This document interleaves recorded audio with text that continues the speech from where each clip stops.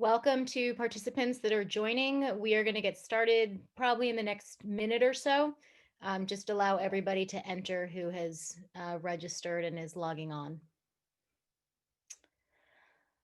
All right, so that we don't lose any time, I want to thank you and welcome you to this event. Just looking at the registration numbers for a very quickly organized event, we were well above our Zoom license limit. And I'm reminded of the evening of September 11th, 2001, speaking to a crowd of thousands that gathered on Sproul Plaza at UC Berkeley for the same reasons that we are gathered here virtually. We make meaning in community. And it's heartening to see our community come together to learn from these distinguished scholars, to share our own thoughts, our fears, hopes, and questions. I hope we can use this next hour and 15 minutes to strengthen our own resolve to face the challenges ahead that we all face as a country, and strengthen our UMass community in this process. Before we start, I want to thank the organizers of this event. Barbara Krauthammer, the Dean of the College of Humanities and Fine Arts, proposed this immediately after the siege and insurrection. Brian Ogilvie, the chair of the history department, and Jesse Rhodes, chair of the political science department, organized us together. And our wonderful staff, Saulo De Paula, Maitreyi Krishnan, Nicholas DeLuca, Sarah Gibbons, Sally Fitz, and Matt Harrington for helping with the logistics of this event. In order to save time for discussion, I will introduce our panelists by name and department, and their own presentations will showcase their diverse areas of expertise. Please go to their faculty pages from the webinar announcement to learn more about the important work that they do. Our first speaker will be Professor Amel Ahmed, the Associate Professor in the Department of Political Science and Associate Provost for Equity Inclusion at the University of Massachusetts Amherst. Our next speaker will be Professor Christian Appy from the Department of History. Following, we will have Professor Kathy Roberts Ford from the Department of Journalism, who is also Associate Dean of Equity Inclusion in the College of Social and Behavioral Sciences. After that, we'll hear from Professor John Higginson, Professor Emeritus from the Department of History. And wrapping it up, we'll hear from Professor Alexander Theodoridis, who is an associate professor in the Department of Political Science. So let's get started. We look forward to hearing from you, Professor Ahmed. Thank you, Jamie, and thanks to all who helped to organize this event, and thanks to those of you who are making time to be here today. There's a lot to talk about, and I'd like to start today by focusing on an area that I've been very focused on, which is the threat of democratic backsliding in the United States. Backsliding, de-democratization, autocratization, there have been many names given to it. And there's been a lot of talk in the past few days, and certainly in the past several years, about these possibilities. Some of it I think has been useful, but some of it also a little misleading. I'm going to try to tease out which is which, and I'll start by offering some of my own musings on a possible future history of democracy in America. The year is 2041. President Josh Hawley is in the Rose Garden commemorating Donald Trump Day. He offers his recollections of the harrowing events of January 6th, when a few congressmen and thousands of patriots fought to preserve electoral integrity in the United States. Their transgressions that day, though difficult for the nation to see, helped to open the eyes of citizens to the failures of our electoral system. He remarks to the crowd 1 million strong on the extraordinary progress of the past 2 decades in restoring the sanctity of the right to vote in the United States.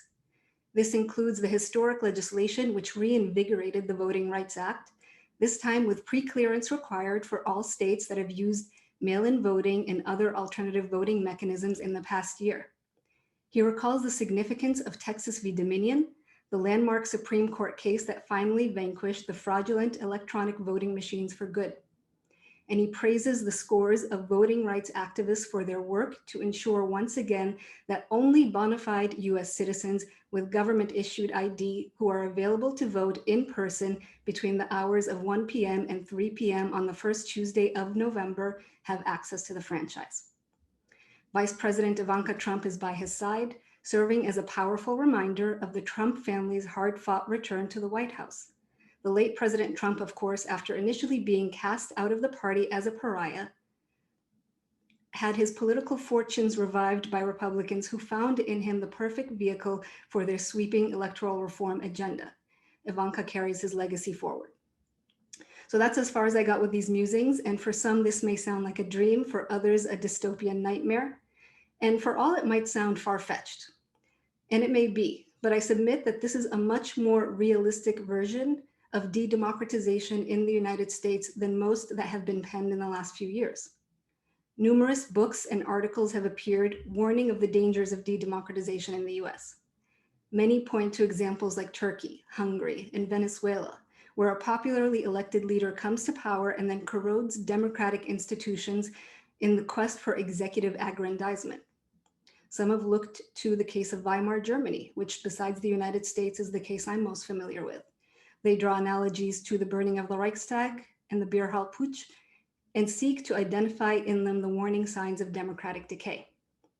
It's hard to look at the events of January 6th and not see these analogies.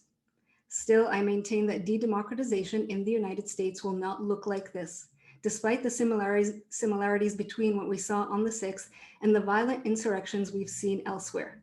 And I don't mean to diminish the significance of the political violence which threatened our electoral process and continues to do so. Not only is it deeply disturbing, but in point of fact, there was a coup, or at least an attempted coup. I think our reluctance to label it as such may stem from the fact that we exoticize such events when they happen elsewhere and cannot recognize them in our own context. But there was an attempted coup, and then there was a counter coup when Pence called in the National Guard. And make no mistake, our military intervened in an election. On this occasion, it was to uphold the results, which is a relief to us all, but still the military intervened. And with all this, I would still say that I do not think moving forward, this is the greatest danger to our democracy. Because unlike Hungary and Turkey and elsewhere where we have seen serious corrosion of democratic institutions through violence or through the threat of violence, in the United States, we have a political class that is deeply invested in elections as the means of gaining power. This is not to say that they are committed to an equal and fully participatory electoral process. They are not. I would say on either side, they are not really committed to that, but they are committed to elections. Their political fortunes are tied to elections, and they will fight for them. Is this reassuring? Well, yes and no, mostly no. Historically, in the United States, one of the main ways in which both democratic expansion and retraction has taken place is through the franchise and through voting rights. And violent mobs have often paved the way. The reversal of immigrant voting rights, the history of Jim Crow, felony disenfranchisement, which remains one of the strongest legacies of Jim Crow, and so on and so on. No one need look further than the history of the United States to understand what the dynamics of de-democratization may look like. And it's in this arena that we are likely to see movement now. In fact, the battle lines started to take shape on January 6th.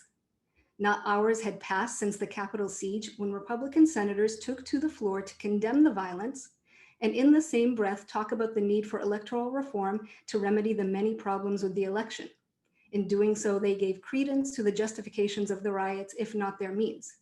Earlier that very morning, Nancy Pelosi had declared on the heels of the Georgia runoff victories that one of the top priorities of the new government will be voting rights and the restoration of the preclearance clause to the Voting Rights Act.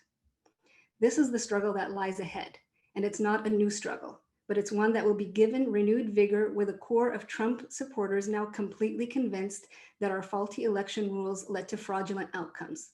And let us not forget that the resort to violence came after various attempts to change the outcome of the election through litigation and through pressure on election officials, state legislators, governors, senators, and finally the vice president himself, all countenanced by the Republican Party and the political establishment more generally. While they will not forsake an electoral process in favor of violent power grabs, they are infinitely amenable to manipulations of that electoral process. So yes, the coup attempt and the rise of political violence are of great concern. But my concern is also for the implications for voting rights and the integrity of elections, which are at the heart of these confrontations. And with Republicans signaling now that they may support impeachment, it seems that they are searching for a way to distance themselves from the president while retaining his agenda. I worry that we may look back in 20 years and pat ourselves on the back for averting a coup and miss a more peaceful but equally damaging revolution in our electoral system that has the potential to transform our democracy. And I will stop there. Thank you. Thank you so much, Professor Ahmed. Now we'll hear from Professor Christian Appy. Good. Well, thank you for everyone. I'll just get right to it. And it's a pleasure to talk to you. I would want to say that there's still a lot we're going to be learning in the coming weeks and years about the events that unfolded. I mean, we learned things about the Cuban Missile Crisis 50 years after it happened. Even in the last few days, for example, we learned that some of the people that participated in the riot may actually have been given a tour of the Capitol the day before by members of Congress. We learned yesterday that our own Congresswoman, Ayanna Pressley, her staff blockaded themselves into their office and discovered that the emergency buttons, the so-called panic buttons, had been ripped out prior to the assault.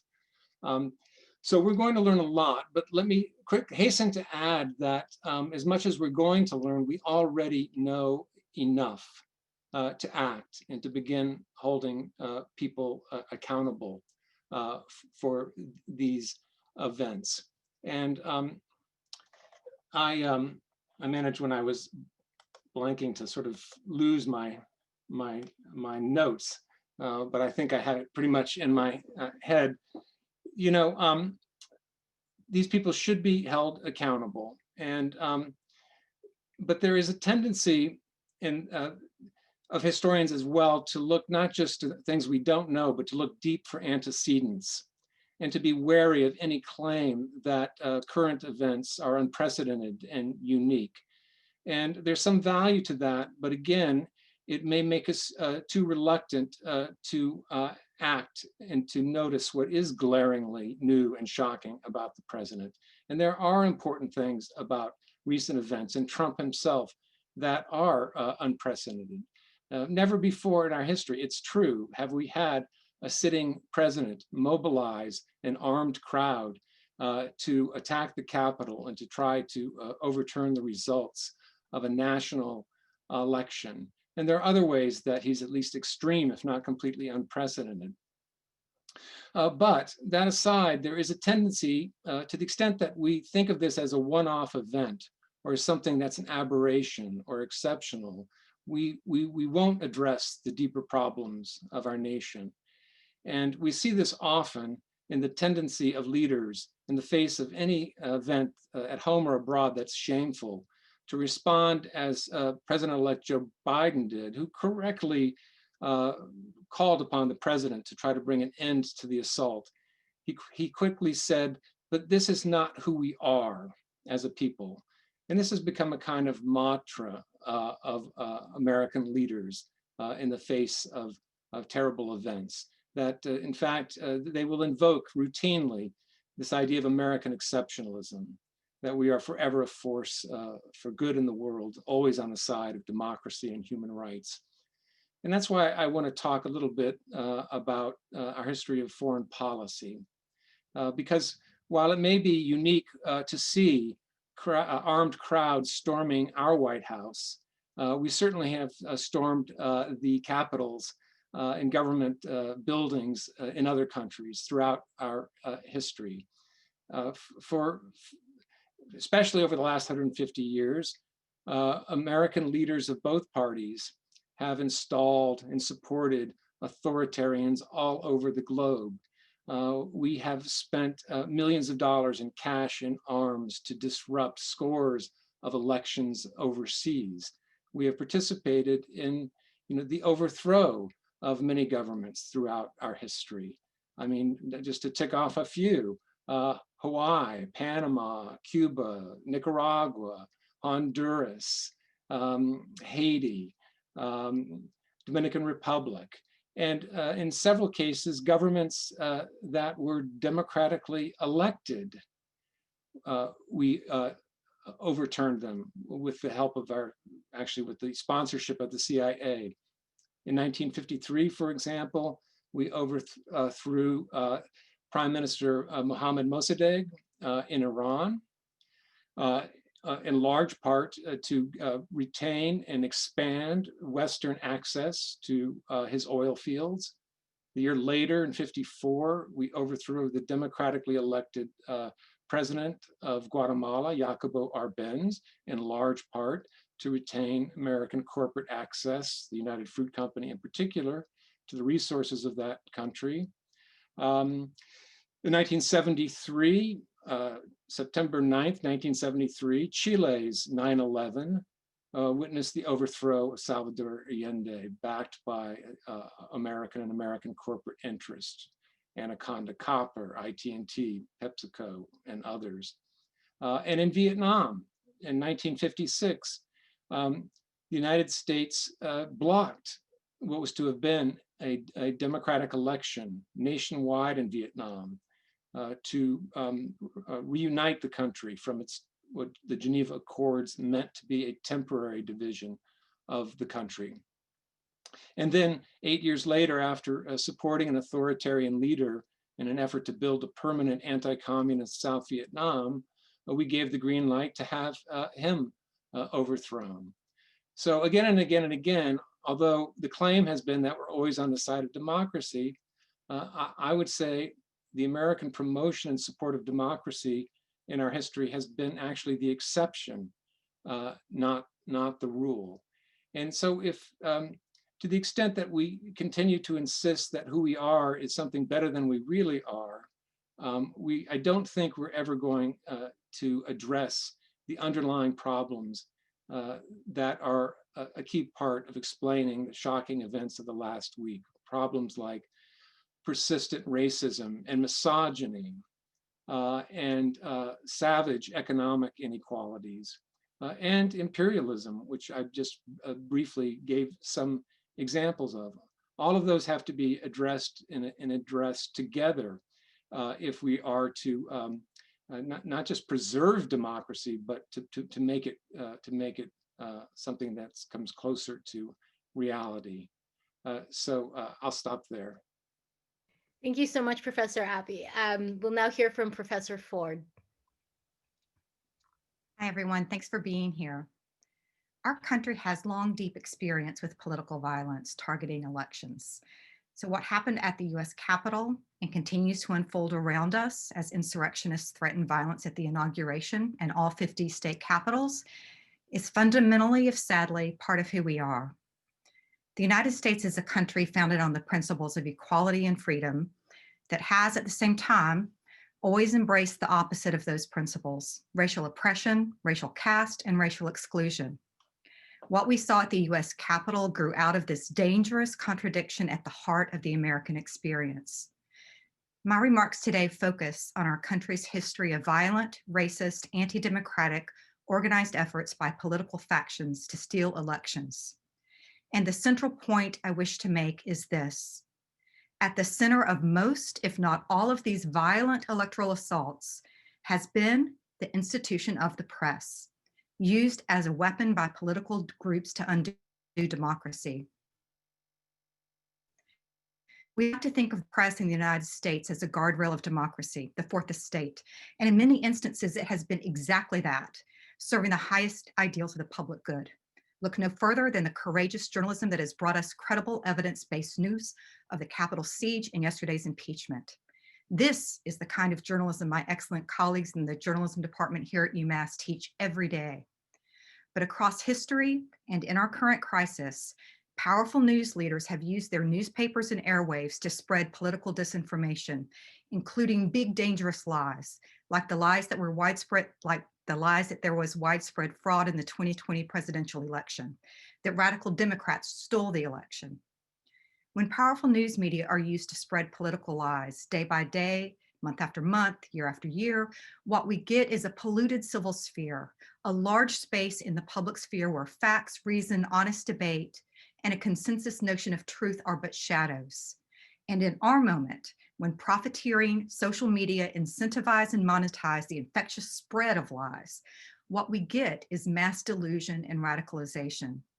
More on this in a moment, but first, some history. After the Civil War, the United States undertook a second founding meant to set this contradiction right, the contradiction in the American experience. Black Americans were recognized as citizens and included in the great American project of democracy with civil rights and voting rights. This effort to create a multiracial pluralistic democracy, a period called Reconstruction, lasted only 12 years. During Reconstruction, until the mid-20th century realignment that produced today's political parties, the Republican Party was the party of Lincoln, and the Democratic Party was the party of white supremacy. For generations after the Civil War, white supremacist Democratic leaders in states across the South, the so-called best men, devised, organized, and executed one violent attack after another to steal elections from biracial political coalitions and amass political power. Their goal? To prevent Black Americans and their allies from voting, holding public office, serving on juries, or otherwise participating in public affairs. They succeeded, building in the South a massive totalitarian, white supremacist, anti-democratic state that existed within the greater United States until at least the Voting Rights Act of 1965. In most of this electoral violence, powerful white news leaders played leading roles and used their newspapers to spread racist lies about Black misrule and criminality, to foment lynching and other forms of racial terror, and organize efforts to take electoral power by fraud and by force.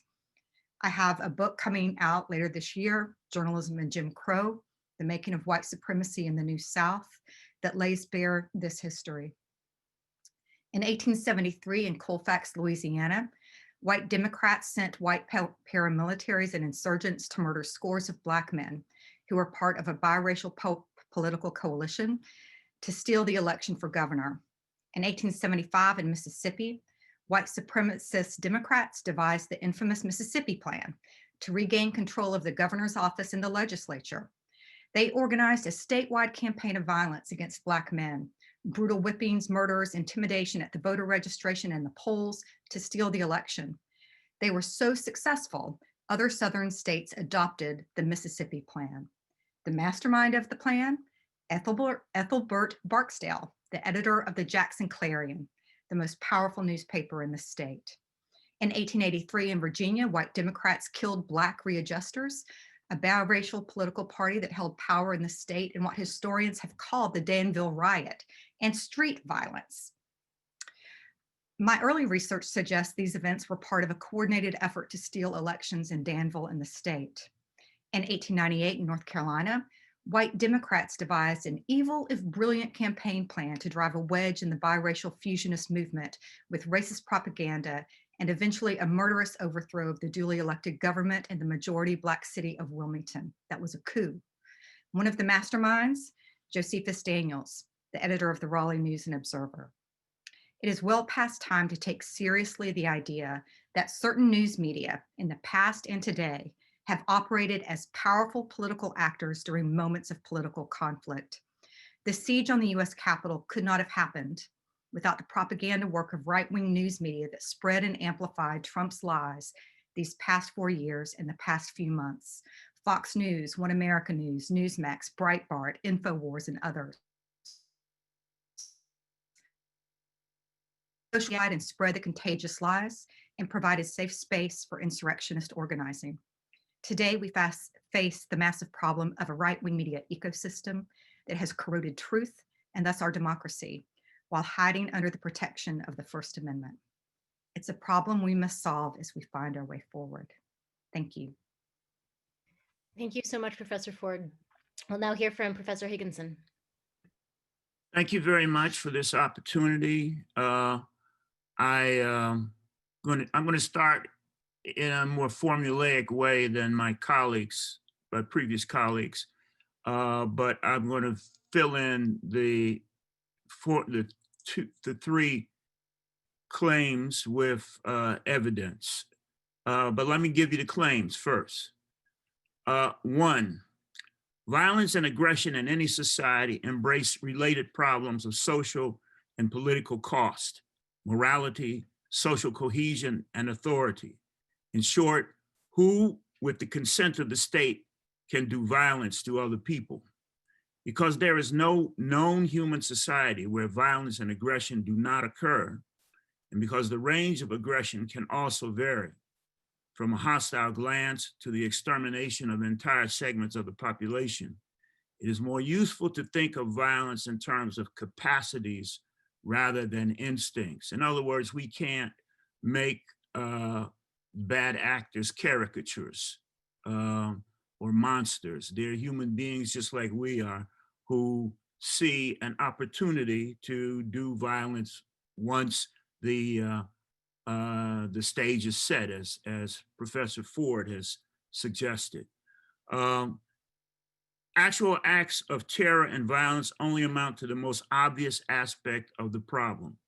One must construct why an act of violence occurred by putting its details into a relationship that is consistent with the aims of the perpetrators and the amount of force that a given state would impose upon them before, during, and after the act was completed.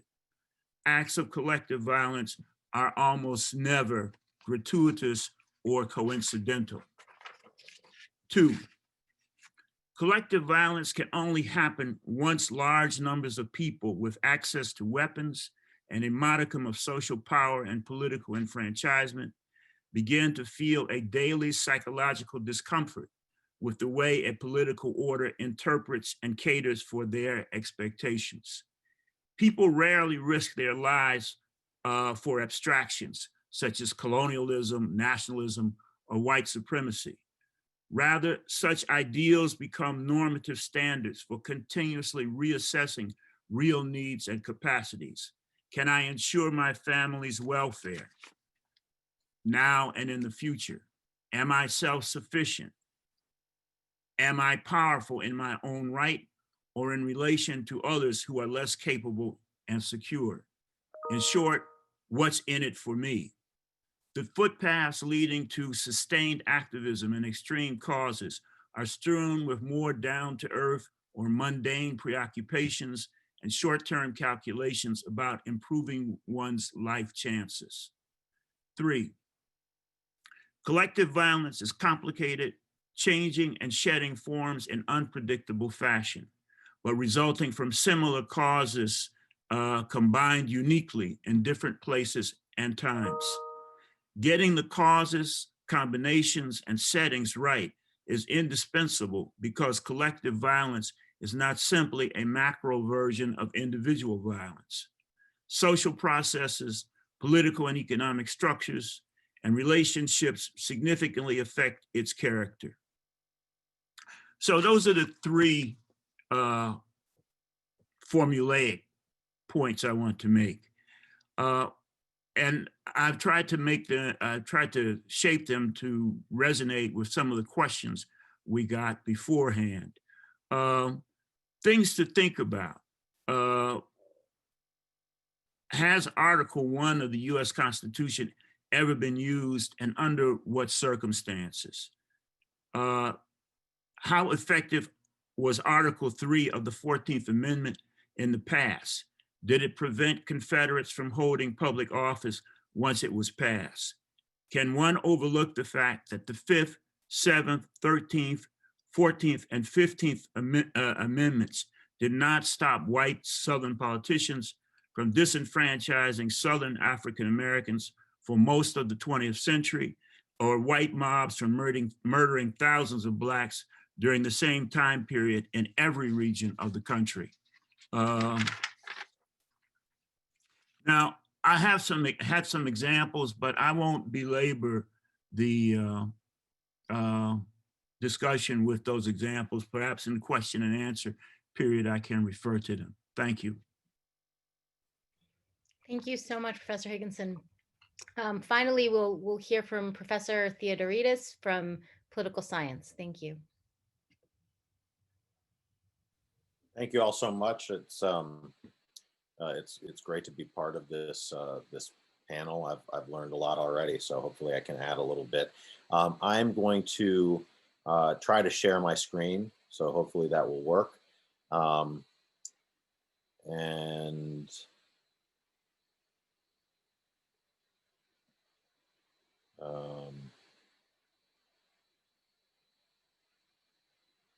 can you guys see the Slides.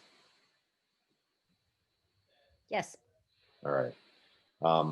Okay, so I'm going to talk a little bit about some of the psychology here, some of the some data points, which is why I wanted to show some figures to get at this moment that we're living through in terms of politics, in particular the hyperpolarization that we face, and beyond that, offer just some thoughts about things that we can do to have our society and our government function under hyperpolarization. There tends to be a lot of focus on reducing polarization, and I am all for reducing the temperature, but my caution is that I think polarization is more a natural state of affairs, frankly, than the period that we have recently emerged from, where we weren't polarized along party lines. We were polarized along all sorts of other lines, racial, views about war, etc. But the polarization didn't fit with party lines as much, and that's become a particularly dangerous thing because that then shifts over to mechanisms in governing and mechanisms in terms of operation of elections. So, how did we get here? Well, a big feature of this, and this figure is a little complicated, but the basic takeaway point that I want to make with this figure is that we've gone from a period where all sorts of characteristics, all sorts of group identities that one might have were not necessarily particularly well sorted by party. That meaning it wasn't necessarily predictive of whether you were a Democrat or a Republican, and that has dramatically changed. So if you look at, say, conservative and liberal, being conservative and liberal in 1972 did not particularly predict very well, at least. It predicted somewhat, but it wasn't a strong predictor of which party you would be part of, whereas now it's a massive predictor. And that's true of all sorts of other things. So where you're from, your education level, your religion, all sorts of things, all sorts of identities. And that's sort of allowed party to become this overarching identity. It really is sort of us versus them. And it's not just sort of descriptive things like this. We look at something that a lot of fields call this authoritarianism, or right-wing authoritarianism. I think it's Mark Hetherington and his colleagues have called it worldview, and I think that's maybe a little bit of a better description given the way we measure it, which is essentially how you think children should be raised. There are 4 questions about child rearing, and in 1992, people with what Hetherington and his co-authors call a fixed worldview, and those tend to be what we think of as conservatives or authoritarian, more authoritarian. The world is something to be protected from, etc. We're not necessarily more represented in the Republican Party than in the Democratic Party. Again, that's just 1992, not even as far back as 1972. And the same with people with fluid worldviews, meaning those people who see the world as something to be explored. Immigrants mean great, ethnic restaurants in your neighborhood, et cetera, as opposed to a threat. And now it's dramatically associated with your partisanship. So what's happened in all sorts of different ways, from descriptive demographic characteristics to something as deep as your worldview, is your party really is people like you. It really is us versus them. And we know that even with meaningless identities, that these things can become very strong psychological attachments. My research suggests that right now, we at a deep subconscious visceral level associate our own self-concept, things, concepts like me, myself, I, with either Democrat or Republican, and the vast majority of us do that. And what that means is that when there's an assault on our party, it becomes tantamount to an assault on us. And this is the sort of a natural probably consequence given the way we have seen humans behave throughout history and in all sorts of studies. And it's something that I think we have to deal with. This leads to something called affective polarization. And essentially what affective polarization is the gap between how you feel about your own party, which has really stayed pretty high and even maybe dropped a little bit in recent years, but has been fairly stable, this top green line, and your feeling about the out party, right? And this is from 0 to 100, what we call feeling thermometers. And your feeling about the out party is something that's gone from around 50 degrees, down into the 20s, right? So that's a pretty big difference if you think of it in terms of temperature, right? You just wear a little jacket here, and here you're putting on your full winter gear. And so that has changed immensely in the last few decades. And affective polarization we refer to as the gap between these two. As you can see, it's gone up tremendously. So our feeling, in particular, our feelings about people from the other party have changed dramatically over time. That's part of something else that I study, which is dehumanization along partisan lines. And we've measured marked dehumanization, willing to dehumanize or endorse dehumanizing metaphors for out parties. We use this ascent of man and ask people whether Democrats and Republicans are more, how evolved do you think this group is? And we find in the recent UMass poll right before this last election, 85% of partisans view the other side as less evolved. And the average is 40, right, out of 100. So this is not a small difference. And we obviously have a few people who, are showing a massive difference. Why does this matter? It matters because dehumanization is something that we've seen time and time again, either used to justify or leading to violence against outgroups and endorsement of violence. And we see that today. People who dehumanize more are more accepting of partisan violence. And this is very troubling. And it also leads to acceptance of, false media narratives, et cetera. Here are some data that nobody's ever seen before. This is from the UMass poll, and it gives you a little bit of a sense of how deep these feelings are and how much of a sense there is on both sides of the threat. Now, I say both sides, and that's a term that I hate to use because this is a deeply asymmetric polarization that we've seen. Republicans do it more. I call this an intensity gap.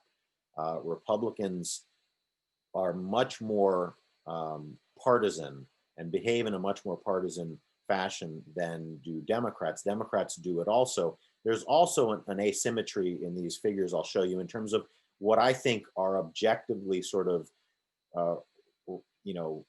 justifications for feeling of threat. So what do we see here? We see that Republicans, this is among Republicans, see Nancy Pelosi out of 100, on average 88, Nancy Pelosi, Antifa, foreign terrorists up here, China, the mainstream news media, Joe Biden, the Democratic Party, Donald Trump way down here in terms of how much of a threat he is to America, Republican voters, the Republican Party, very, very sort of polarized. Now, Democrats do the same thing. In fact, they have white supremacists and Donald Trump at 90, and then Vladimir Putin, the Republican Party, Mitch McConnell, and all the Democratic individuals down here.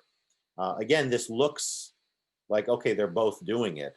And they are both doing it, but I would posit that recent events have suggested that these values may be a little more justified than the values given by Republicans to someone like Joe Biden or Nancy Pelosi in terms of this. And as some of my colleagues have mentioned, what a lot of this leads to, and this is from the Gallup poll over the years, is just an extraordinary gap in terms of trust in mass media. Um, and it's dropped precipitously. You know, you see here, they're pretty close leading up to the 2016 election, and after that, it just drops precipitously. So, you know, the Donald Trump really, for a lot of his supporters, and even for Republicans beyond his core base, has created this sort of fact-free world where, you know, I refer to this as kind of an event horizon. We don't have anybody from the astronomy department on this panel, but an event horizon is basically the point in a black hole where light can't escape. And I think that eventually, if you get enough mistrust among a group, and in this case, Republicans, and in particular, his strong supporters of mass media, of the mainstream media, it becomes very, very hard to break into that. I'll just end on a few thoughts. In terms of institutions, how do we operate under this polarization? And reducing, I just signed on to a letter that hasn't actually come out yet, but focusing on the importance of reducing minority rule, and institutions really create this environment of minority rule. We have to increase voting access. We have to make it incredibly easy for people to vote, so more people vote. Gerrymandering is a big part of it. I think there are a lot of possible solutions to that. DC and Puerto Rico getting representation. I mean, it's just absurd to me that that is a partisan issue. It's not surprising, of course, but it's absurd that we have US citizens who do not have senators. Speaking of the Senate, the filibuster has to be ramped down in terms of what it can affect. We just can't allow minority dominance. You have to protect minorities, of course, but you can't have this persistent minority rule in this country. The Electoral College, this is sort of my pipe dream. I don't think it's going anywhere, but obviously that is a massive, massive problem. And by the way, it's not just a problem in terms of representation. It's a problem in terms of all of these stunts that we've seen. We got off very lucky, not just in terms of how many people were killed on January 6th and the fact that none of our elected officials were held hostage or murdered. But imagine if this had been a actually very close election. Imagine if it had just come down to one state. Imagine if Donald Trump had only had to convince one state legislature controlled by Republicans to send, you know, an incorrect slate of electors. And the last sort of stopgap in all of that is, imagine if Democrats did not control the House. This all may very well have worked. Hopefully others won't try it in the future, but it could have worked. And then just as a general point, you know, we need to all play a role, but especially leaders. And Joe Biden has so far been very good on this in lowering the temperature. Get rid of dehumanizing language. Call it out when you see it. And really, you know, we've seen this increase in people, Republicans using the term demo rats. The president called, you know, Senator Harris a monster during the campaign. All of these things we have to all work to reduce. And I'll leave it at that. Thank you. Thank you so much. So I'm going to try to respond to some of the questions that I'm seeing in the Q&A, and you know, feel free to type. You know, it's also a good way for our participants to stay connected, and for our panelists to see what our participants are asking. There are some directed at specific panelists that you can answer. One of the things that keeps coming up for our participants is really trying to understand the causes of this even more deeply. So we've heard about the role of the media. We've heard about sort of these identity issues that Professor Theodoridis just explained, but there's still a desire to understand what's causing some of that. And so some of the things that have been posited by our audience members is, you know, what about socioeconomic disparities and how they've been exacerbated in the past years, decades, centuries? What about the COVID-19 pandemic and the response that may be perpetuating some of the divisions that would give rise to this level of violence as a response? which I think Professor Higginson touched on, that, it's a confluence of factors that actually bring people to bring arms into a situation of frustration. So can any of you speak a little more to those sort of antecedents to where we find ourselves now in terms of polarization?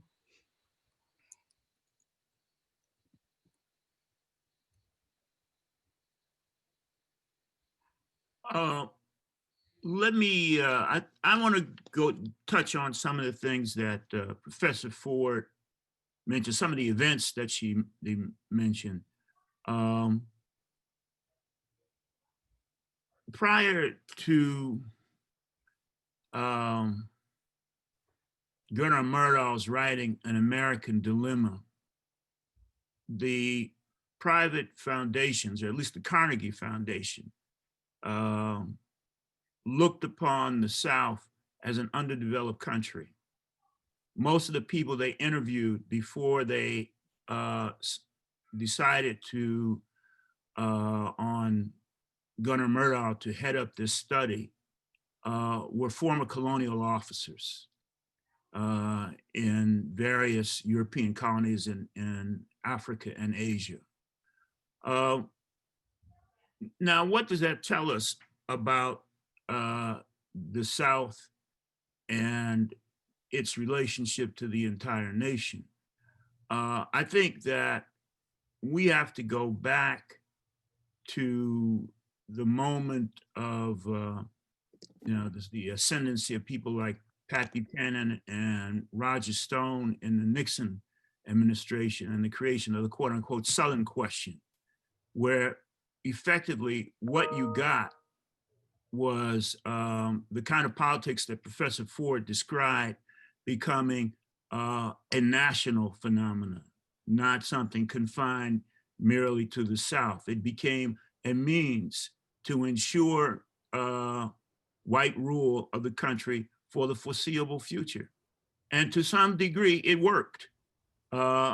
Obviously, recent events over the past decade or 15 years has punched a few holes in it. But we have to understand the basis of this kind of thinking from the outset. And one of the incidents that I don't want to elaborate. I don't want to talk too long, but one of the incidents that Professor Ford noted was the Colfax War of April 1873. And the Colfax War was significant to be in its own right. We think maybe 100 to 200 people were massacred in that event. And the incident arrived at the Supreme Court as the United States versus Cruikshank about a year later, and effectively destroyed the capacities of the Enforcement Acts of 1870 and 1871. But what you don't often hear, even in the best historical monographs on the Colfax War, is that prior to the Colfax War, over 2,000 people were murdered and assassinated in the state of Louisiana. I've done an Excel spreadsheet with I also sort of mapped onto an some access software showing what happened in these 1,000 or so incidents. Actually, it's closer to 2,000. This was not simply a precedent for Louisiana. It was a precedent for the entire country. And people of the time of the era recognized that. At one point, for example, a correspondent, someone named W.B. Lawrence, wrote to General William Sherman in this fashion. This is in Sherman's papers, which there's a whole set of General Sherman's papers at Mount Holyoke. And this is from manuscript 16 Real 20. And it reads thus: Dear General, the present situation of the southern states, culminating in the recent popular revolution in Louisiana, suppressed in its turn by the executive in the North, may evidence the inquiry as to what would have been their condition had the Sherman-Johnston Convention received the necessary sanction. So all this to say is that these events, although they happened in the South, had national implications and consequences, even in the 19th century, not even well before Pat Buchanan and Roger Stone come up with the Southern strategy. So I think we need to pay more attention to those times in order to grasp what is happening now, because in some ways it's not a complete continuum, but these are the precedents that have shaped at least how people with power see the present.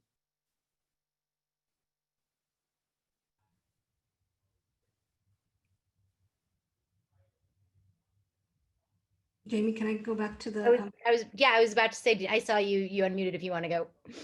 So I think I just want to add one factor that often is not on the radar when we think of events like this. And I tend to look at the more structural factors that have led up to this point. And I want to stress, something that hasn't come up is the problem of weak parties, and that the problem of Trump is the problem of weak parties, and it may not appear to be so, because first of all, these parties look very strong at the polls. They've got millions and millions of supporters. They've got lots of followers, but really not very many leaders. And Trump also is a little deceptive because he is a very charismatic leader, and I mean that only in the most technical sense. But he has this charismatic appeal, so we assume that once he goes away, that's the problem is done and gone. But I would argue that there are probably others who are on the fringe of the political spectrum, or what may become less fringe over time, that are also waiting. And the only thing that ever keeps them at bay are strong parties that are able to control their nomination process, control the kind of elections and campaigns that are run. And we haven't seen that, certainly from the Republican Party. But I think the problem is broader than the Republican Party. It's most obvious right now. But I think there's a weakening of parties across the board that contributes to polarization. It contributes to all of the things that we're witnessing right now. And talking about parties is kind of a cornerstone of democratic politics is often, it's kind of a hard sell for most people. And we're often told that the founders did not anticipate parties. They frowned on parties. And that's certainly the case. The word partir comes from the Latin, party comes from the Latin partir, which means to divide. It's used as a pejorative. It's used as something that is negative. But what we also know is that modern mass participatory democracy can't survive without parties. They can't survive without parties performing a critical function of distilling wide variety of public opinion and forging coalitions that allow for political compromise. And we have not seen that in the past 4 years. And it started, I'd say, before that. But I want to make sure that also is part of it, and we don't make this into this very idiosyncratic event, that there are more systemic and structural forces that are at work. I just wanted to pick up on the question about the pandemic, and I wanted this sort of sound obvious, but minus the pandemic and the economic crisis that it created, it's very likely that Trump would have been reelected. So in many ways, it did contribute to his defeat, but he also mobilized that to re-energize his base, making the pandemic a political issue.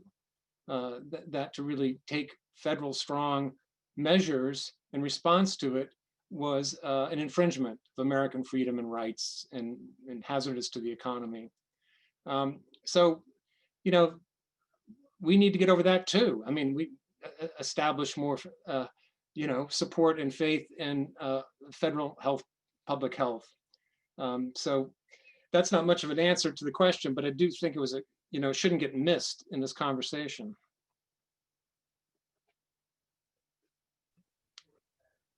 Yeah, Professor Theodoridis, yeah.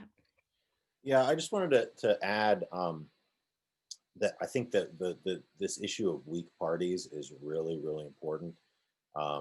And especially when you have weak parties blended with strong partisans, I think it's a really, really big problem. I mean, people look back at 2016 and they sort of say, well, how could Trump have won? And even in this last election, how could Trump have gotten so many votes? And really, what should be the the big question is not how did he win, basically a coin toss election in 2016, where everything sort of, there was this perfect storm that helped him win, and how did he maintain these voters this time around? Really, the question is, it should be how are these even close? Because I think in some very sort of objective ways, he in 2016 in particular, just not a credible candidate.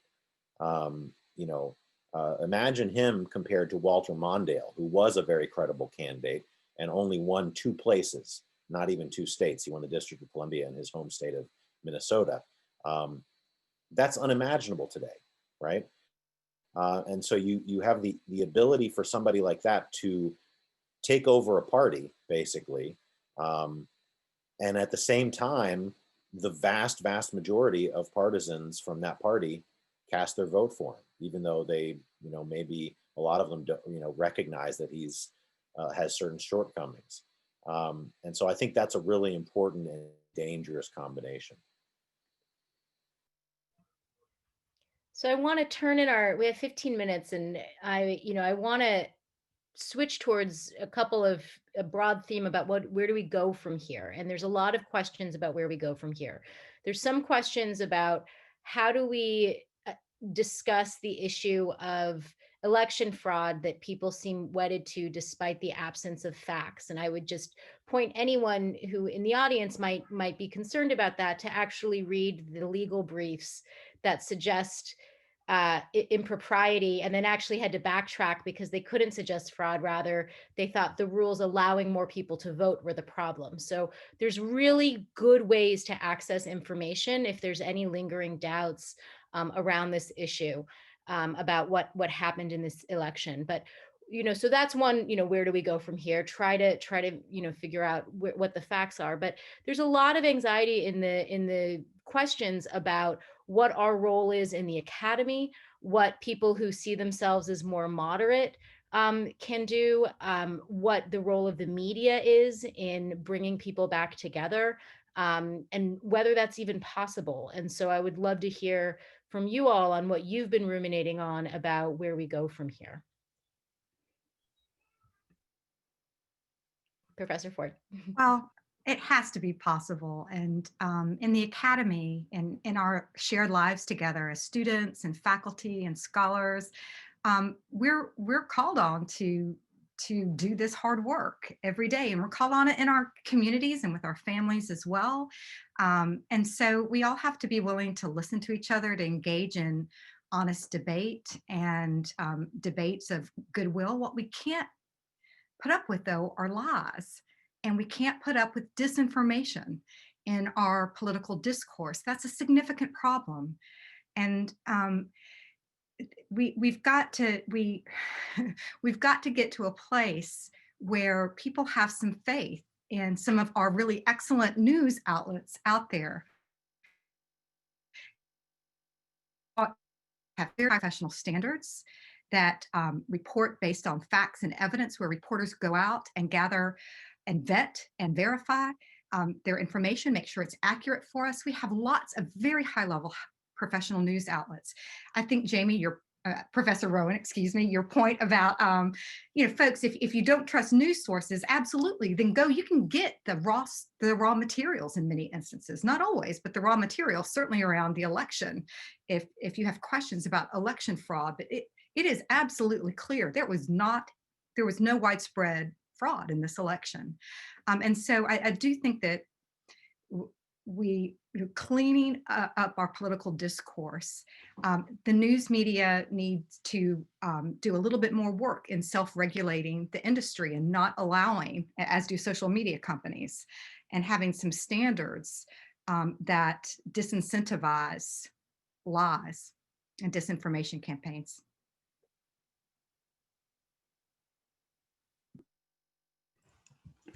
So I wanted to follow up on that and the theme of how do you deal with these claims of fraud, which quite literally have kept me up at night.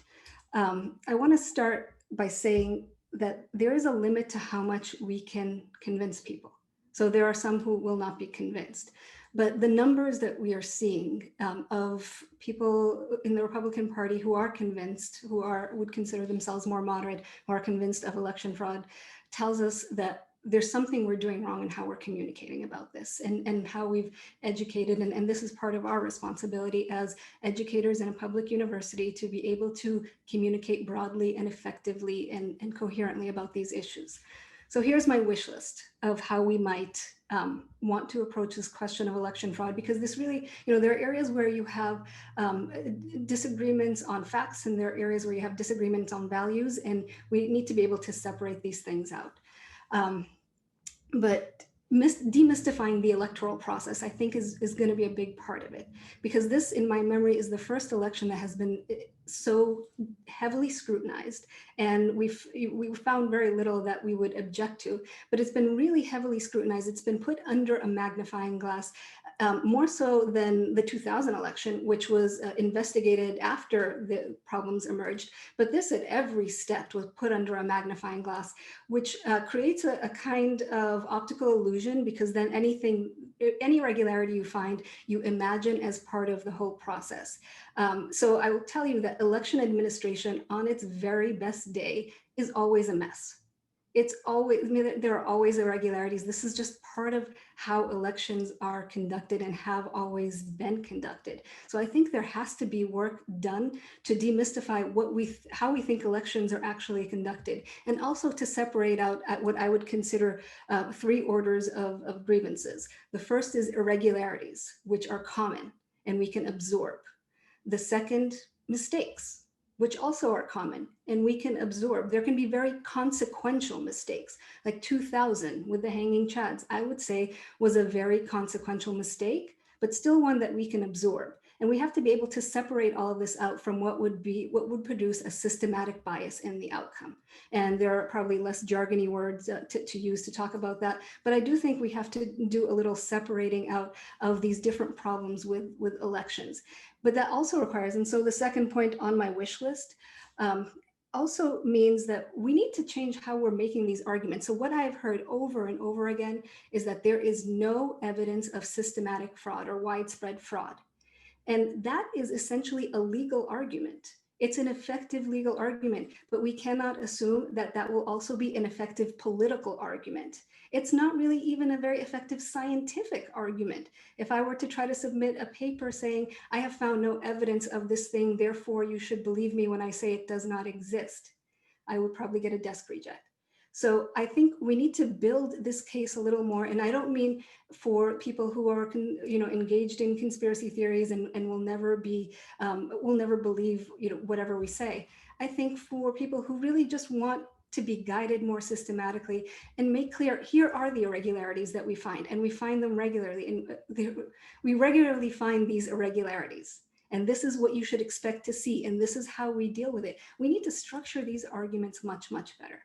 And finally, just very briefly, the last point on my wish list would be to try to shift how we talk about elections as part of taking down the temperature and reducing this kind of polarization.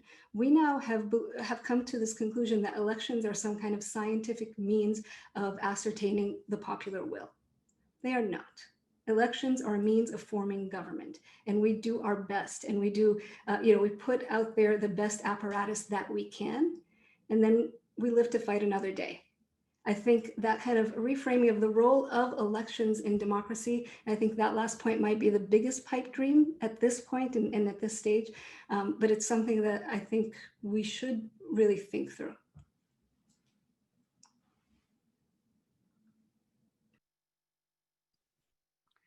I would like to talk briefly about irregularities. The biggest irregularity that we've experienced consistently is one that Professor Theoritis pointed to, and that is the configuration of the Electoral College. How is it that a little over 1 million people in South Dakota have the same ability to elect senators as millions of people in, say, California? You know, that's a problem that rests with the way in which the institutions of this country, political institutions, are shaped. And if you attempt to change them, you'll get a lot of people screaming because that arrangement coincides with their aspirations.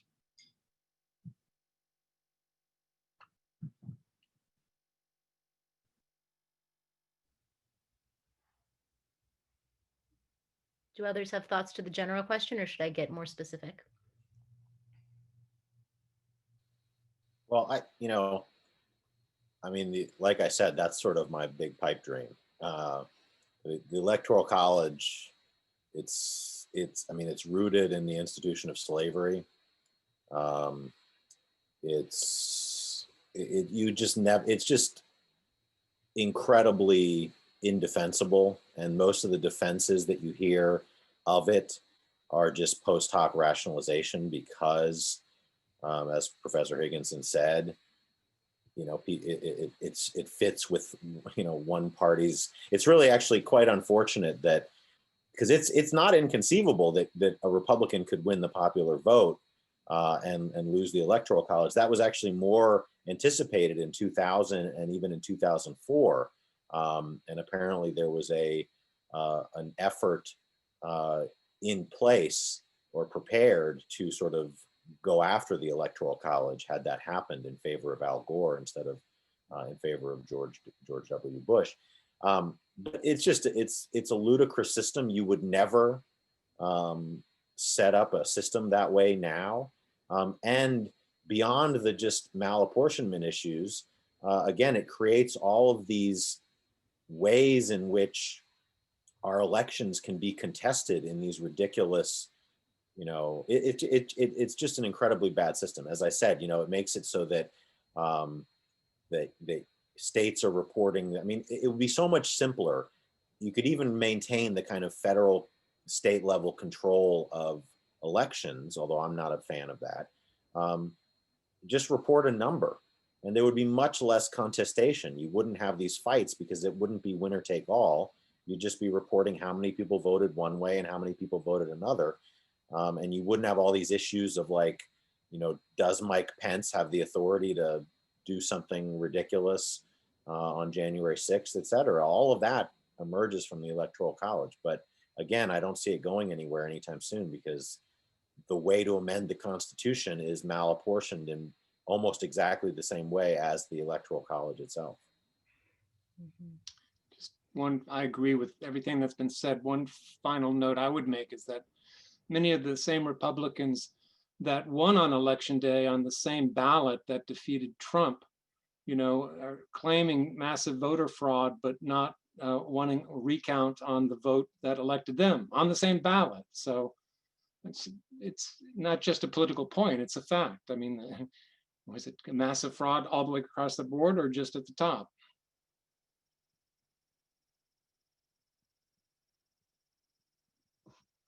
Or are we now in a world where there's no such thing as because of partisanship and polarization and other things, one thing that I think Republicans have disproportionately realized is that there are no consequences, really. Maybe now we're seeing a few of them, but there are no consequences for intellectual dishonesty, like what you're describing.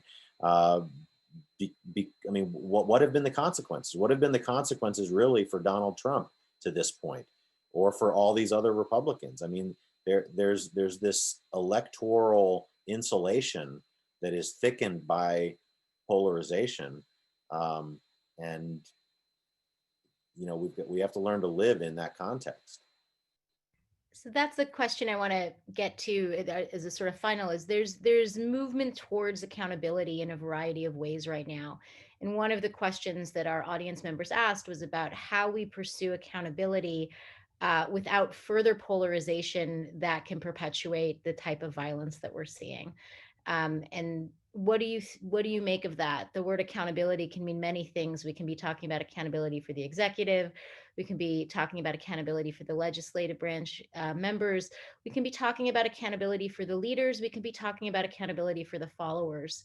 Already we're seeing suicides among a police officer who was there and a Trump supporter who was later arrested or charged. And so, what do we think about the sort of, immediate, the short term, the medium term, and long term around pursuing accountability without fanning flames that could further destabilize our country?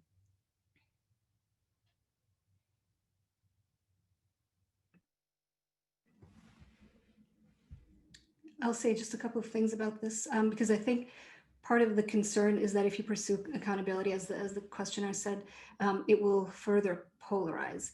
And I think there is a risk of that. But I actually think, after really thinking about this a lot, that pursuing accountability will reduce polarization, I think, especially with respect to the presidency.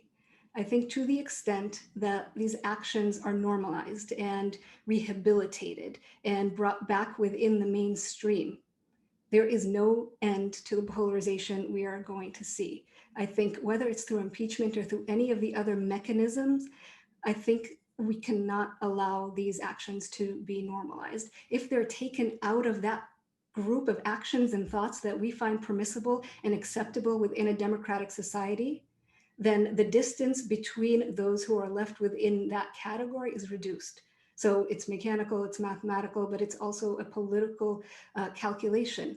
And I see Republicans hesitating now to pursue this. And honestly, I think it's foolish, even from a self-interested perspective, for them to hesitate to really push ahead with these mechanisms of accountability that are afforded within the Constitution.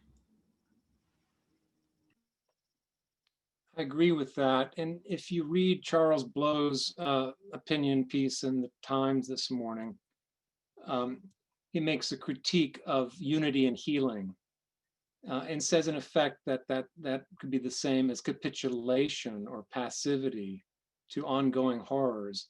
And really makes the same point that Professor Ahmed made, that we really can't get to a place of greater national unity until we have had a fuller reckoning of what we've been through.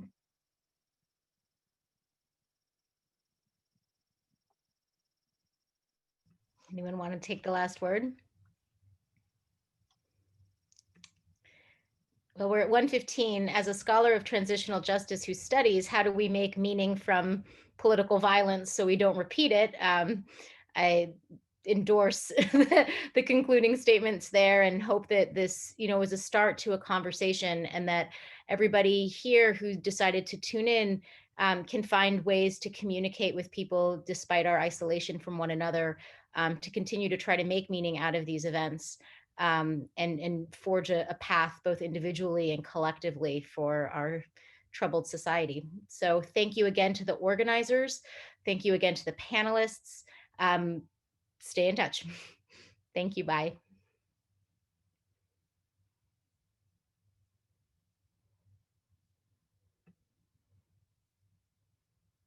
Oh, and for those of you that are curious, there will be a recording of this made available if you want to access it later or share it in your networks.